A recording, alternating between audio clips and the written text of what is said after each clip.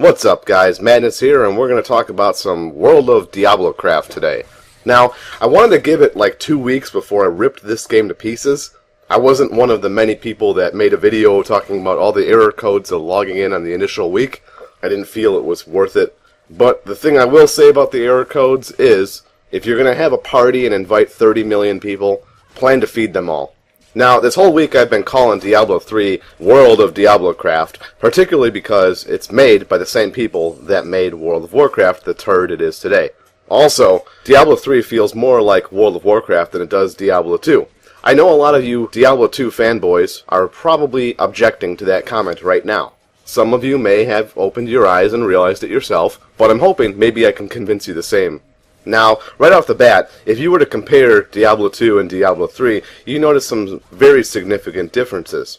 The first one I noticed is that Diablo 3 feels more like Diablo 2 non-expansion than Diablo 2 expansion, particularly with the absence of rune words and charms.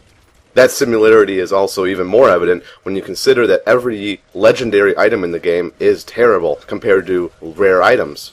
All of the sets and legendaries are just a distraction from you spending money on an item that's better at a fraction of the cost. So the thing about Diablo 2 non-expansion and Diablo 3 is that there's no standardized gear. There's no gear that you can ideally work for. There is no goal piece of set that you can actually work for. Every item is dependent on rare modifications and the throw of the dice on a rare item.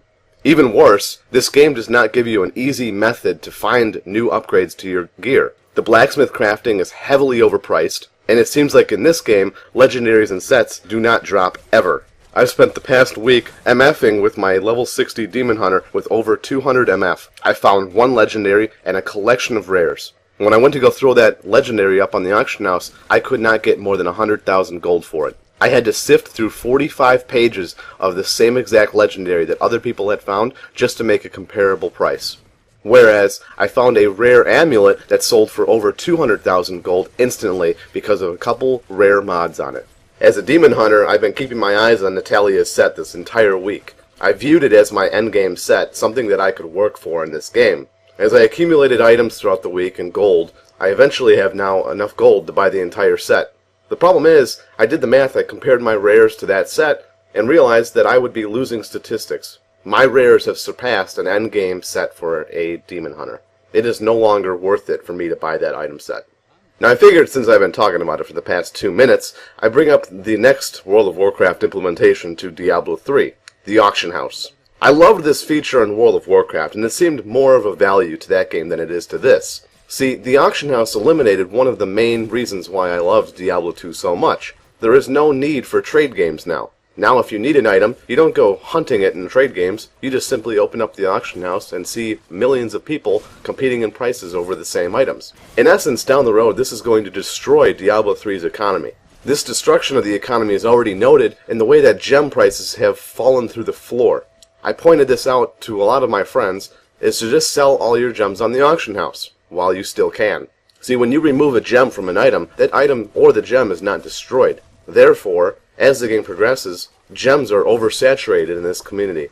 And when an item is oversaturated, just like all the legendaries, it drops in value. I'm already able to pick up flawless squares for a fraction of the cost of what they were when the game first released. Now the auction house isn't all bad. It's a quick alternative to gearing up your character when you feel you need it the most. A lot of players go through this phase when they change difficulties and realize the previous one was all too easy for them. I myself was in a position where I needed gear when I was in hell. Dying to one hit to everything in the game was beginning to get aggravating. Now, all my items have all resistance and vitality, and I've switched all my moves to tactical defensive moves for the sake of staying alive. Which moves me into the next topic of discussion, the difficulty. As someone aspiring to be a game developer, I can think of many ways of making a game difficult without it feeling impossible. Blizzard's method of making a game difficult is increasing damage and life of enemies, which, in turn, makes you die in one hit and makes it harder for you to kill them. This is extremely frustrating in a dungeon crawler game. And, as a previous hardcore player in Diablo 2 for many years, this is a feature that I despise. Right now, in Diablo 3, I'm viewing hardcore as a physical impossibility, without using glitches and exploits. I don't plan on ever playing hardcore in this game until it's changed, just out of the simplistic fact that I don't want to die to bullshit. And, as a demon hunter, I do die to bullshit a lot. And I realized why over the time that I've been playing this game. See, I use the Templar mercenary. He's the only close-range mercenary that is available to me. Obviously, I use the close range because I am range myself. When I'm fighting enemies, I notice that they don't even bother attacking him. They go straight for me. And it seems like when they do attack him, they kill him very easily. And then for a good portion of the fight, he just sits there Tim Tebowing the entire fight while I'm running around, frantically trying to avoid dying in one hit.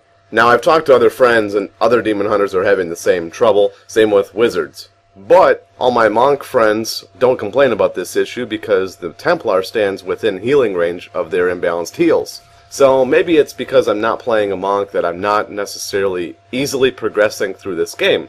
I don't know. I wouldn't be complaining about progression if this game didn't gear for it, though.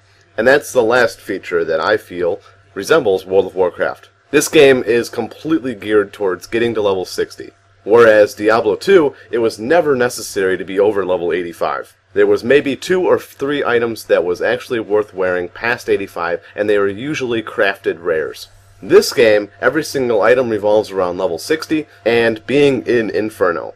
And after playing World of Warcraft for 5 years, I had the same complaint that I have about this game.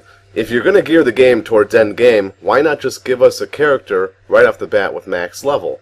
Why is it necessary for us to do repetitive quests to get your max level? If you're going to gear a game towards endgame content, why not put us on a level playing field and give us all endgame content? The repetitive quest lines in this game, doing quests over and over and over again to get level 60, devalues the lore of the game. Now, I don't care about lore. I don't care that Leah turned into Diablo. Oh boy, spoiler alert. I don't care that Diablo has a storyline. I plan on playing it for the PvP that they are putting into the game that resembles World of Warcraft as well. I loved the arena system, and I liked proving that I was better at this game than you are. And, just like World of Warcraft, I foresee Blizzard messing up the arena system by not putting us at level playing fields. This game is all about getting better and better gear, and unfortunately, I think Arena is going to reflect that. The right way to do an Arena system is to put everyone at the same gear level. Have all the same gear when they enter into the arena. This is a problem that arose in World of Warcraft, especially when they put limitations to when you could or could not buy your next PvP pieces. If they were to put everyone in the arena with the same gear, I guarantee you different players would have been at the top of the ladder every season. Unfortunately, I don't see them doing this for Diablo 3, and the same people are going to be on the arena systems in the ladders because they've got better gear than everyone else, not because they have better skills than everyone else.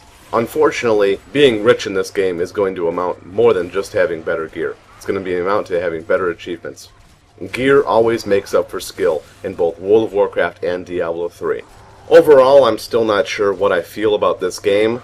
It feels a lot like my replacement to World of Warcraft, not so much my replacement to Diablo 2. And realistically, if you were to put Diablo 2 without hacks in front of me and Diablo 3 and have me choose between the two, I probably would go with Diablo 2. It's a game that I can cherish and I will never forget. Unfortunately, it's ruined by a community. And knowing Jewish Blizzard, if they're not making money off of it, they just don't care. Hopefully, once the auction house is fully implemented with PayPal and Blizzard starts making their monthly quotas in terms of money, hopefully they'll fulfill the promises and patch this game. Peace, guys.